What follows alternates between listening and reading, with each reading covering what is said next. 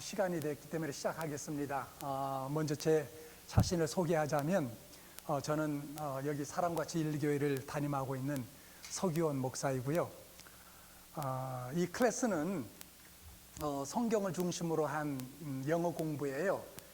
그래서 영어만 공부하는 그런 클래스들은 많이 있지만 또 성경을 함께 이렇게 놓고 공부하는 클래스들은 그렇게 많지 않은 것 같아요. 한 5년 전에 한번 했고요.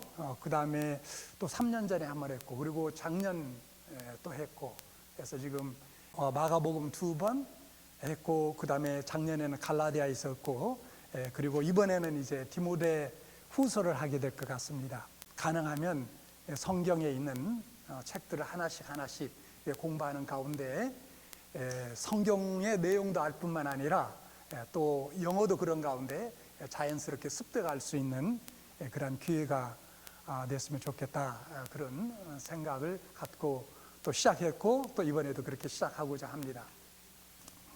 자, 보시면 일단 영어에 대한 기본을 간단하게 정말 핵심이 되는 내용을 여러분들에게 말씀드리고, 그 다음에 이제 성경 가지고 성경과 더불어 영어를 또 공부해 나가도록 하겠습니다.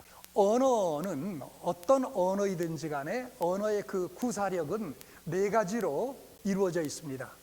예를 들어서 뭐 영어뿐만 아니라 우리 한국말도 그렇죠. 외국 사람이 한국말 배울 때도 마찬가지 적용되는 건데 4가지 영역이 있습니다. 하나는 듣는 것이죠. 듣는 것. 그죠? 듣는 영역이 있고, 그 다음에 또 하나는 말하는 능력이 있죠. 그죠? 그래서 어린아이들이 태어날 때는 뭐 말할 수 있습니까? 아무 말도 못하죠. 그냥 우는 것이죠. 그렇죠? 그러나 그들이 처음 하게 되는 것은 뭡니까? 언어에 있어서 듣는 것이죠. 자꾸 부모로부터 듣게 됩니다. 들어요.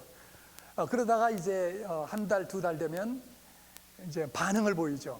하여튼 그렇게 해서 이제 듣는 것 있고, 그 다음에 말하는 것 있고.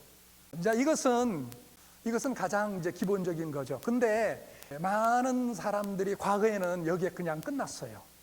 듣고 말하는 것에 그걸로만 끝난 사람을 일컬어서 우리는 소위 뭐라고 합니까? 문맹인이라고 하죠. 문맹인. 그렇죠. 글은 있는데 읽을 수도 없고 쓸 수도 없는, 그래서 그런 사람들을 이제 일컬어 문맹인이라고 하죠.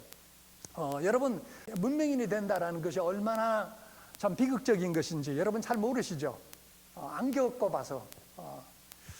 제가 작년에 사우스캐롤라이나 찰스톤을 갔어요. 항구 도시인데 거기 가다 보니까 미국 역사에서 굉장히 유명한 그런 도시가 되어 있더라고요. 뭐냐면 아프리카에서 노예 상인들이 사람들을 이제 잡아다가 미국에다 이제 풀어놓을 때 제일 먼저 데리고 와서 풀어놓았던 그 항구 도시가 찰스톤이에요.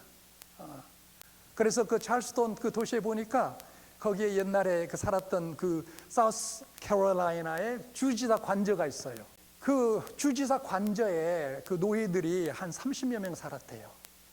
그런데 노예들을 다스릴 때 가장 엄격하게 금지시켰던 게 뭐냐면 언어였어요. 언어. 책을 읽지 못하도록 만든 것. 왜 그랬을까? 책을 읽으면 깨어나니까요. 그래가지고 결국은 뭐예요? 그러면 반항하는 거죠. 반역하는 거죠. 그렇죠? 그래서 책을 접하거나 책을 읽게 되면 심한 경우에 사형시키는 그와 같은 일을 했다라는 거죠. 그래서 듣는 거나 말하는 것뿐만 아니라 읽고 그 다음에 그 쓰는 것, 이것은 굉장히 중요한 것이었다라는 거죠. 그래서 이제 이렇게 보다 보면 이렇게 4개로 나눠져 있겠는데, 하나는 듣는 것, 듣기, 그렇죠?